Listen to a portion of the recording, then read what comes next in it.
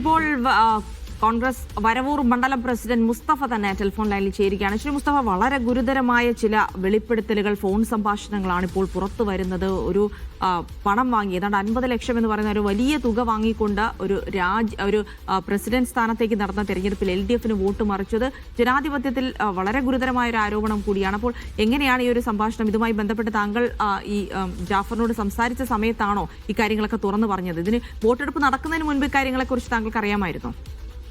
ഞങ്ങൾക്കിത് ഒരിക്കലും വിശ്വസിക്കാൻ പറ്റില്ല. കാരണം ഞങ്ങൾ അത്രയും ഇവനെ വിശ്വസിച്ചുകൊണ്ടാണ് ഇവനെ സ്ഥാനാർത്ഥിയായി നിർത്തിയത്. ഒരു ചെറുപ്പല്ലേ, ഒരു 10-32 വയസ്സായ ചെറുപ്പക്കാരനല്ലേ എന്ന് വിചാരിച്ച് എല്ലാ ആളുകളും അത് വോട്ട് ചെയ്തിട്ട് അവനെ വിജയിപ്പിച്ചിട്ട് ഈ ഇലക്ഷന്റെ തലേ ദിവസം ഇവനോട് ഞാൻ സംസാരിച്ചപ്പോ അവൻ പറഞ്ഞ കാര്യങ്ങളാണത്.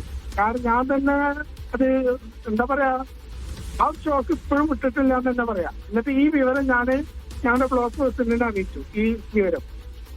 അപ്പോഴും ബ്ലോക്ക് പ്രസിഡന്റ് പറഞ്ഞതെന്ന് വെച്ചാൽ അതൊന്നും ഉണ്ടാവില്ല, ഞങ്ങളത് എന്തായാലും ബ്ലോക്ക് കമ്മിറ്റി വിളിക്കുന്നുണ്ട്. അങ്ങനെ ബ്ലോക്ക് കമ്മിറ്റി വിളിച്ചതിൽ ഇവൻ പറഞ്ഞ വാക്ക് ഷാനവാസിനെ, ഞങ്ങളുടെ UDFന്റെ സ്ഥാനാർത്ഥിയായിട്ട് ബ്ലോക്കിക്ക് മത്സരിച്ചിരുന്ന പ്രസിഡന്റ് സ്ഥാനാർത്ഥിയായ ഷാനവാസിനോട് പറഞ്ഞത്, ഷാനവാസിനെ പിന്തുണച്ചത് ഈ ജാഫറാണ്. ഹലോ, അല്ല, അപ്പോ ജാഫറിന്റെ വോട്ട് LDFിലേക്ക് പോകുമെന്ന സൂചന തന്നെ നിങ്ങൾക്ക് ഉണ്ടായിരുന്നു അല്ലേ തെരഞ്ഞെടുപ്പിന് മുന്നേ തന്നെ? അക്കാര്യങ്ങൾ നിങ്ങൾ സംസാരിക്കുകയും ചെയ്തു അല്ലേ? അതായത് സംസാരിക്കുമ്പോ അതെങ്ങനെ എന്നെ ഇപ്പൊ പറഞ്ഞത്, എനിക്ക് ഓഫറുണ്ട്, 50 ലക്ഷം രൂപ ഓഫറുണ്ട്, അതല്ലെങ്കിൽ ബ്ലോക്ക് പ്രസിഡന്റ്. അപ്പൊ ഞാൻ പറഞ്ഞു, അടാ നീ അത് ഒരിക്കലും ചെയ്യരുത്. കാരണം നമ്മളെ ജനങ്ങൾ വിശ്വസിച്ച് നമ്മൾ ചെയ്യുമ്പോ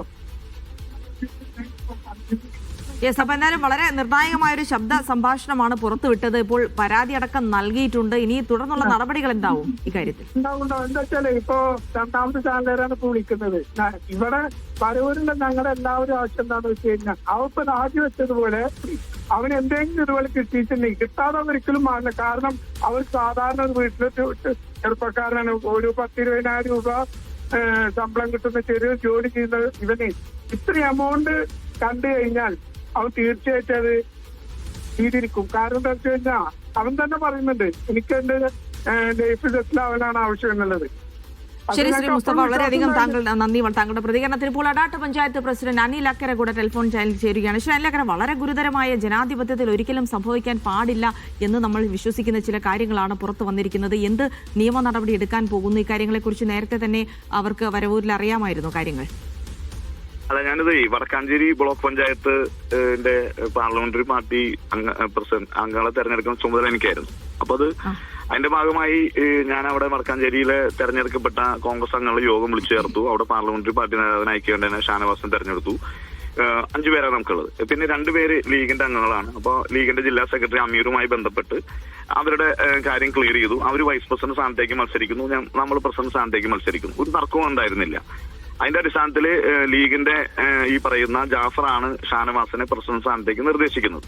അതിന്റെ അടിസ്ഥാനത്തിൽ മത്സരം നടക്കുന്നു. ഈ ജാഫർ തന്നെ വോട്ട് മാറ്റിയാണ്. ഇത് കേരളത്തിന്റെ ചരിത്രത്തിൽ ഒരിക്കലും ഇല്ലാത്ത സാധനമാണ്. നാമനിർദ്ദേശം ചെയ്ത ആൾ അയാള് പിൻവലിച്ചാൽ സ്ഥാനാർത്ഥിത്വം അയോഗ്യമാവും, അത് വേറെ വിഷയം. പക്ഷെ അയാള് വോട്ട് മാറ്റിയാണ്. ആ വോട്ട് മാറ്റിയതിനു ശേഷം ഇന്നത്തെ ബ്ലോക്ക് പഞ്ചായത്ത് വൈസ് പ്രസിഡന്റ് തെരഞ്ഞെടുപ്പിൽ ലീഗിന്റെ അംഗം മത്സരിക്കുന്ന തെരഞ്ഞെടുപ്പിൽ അയാള് പിന്നെ അവിടെ വരുന്നില്ല.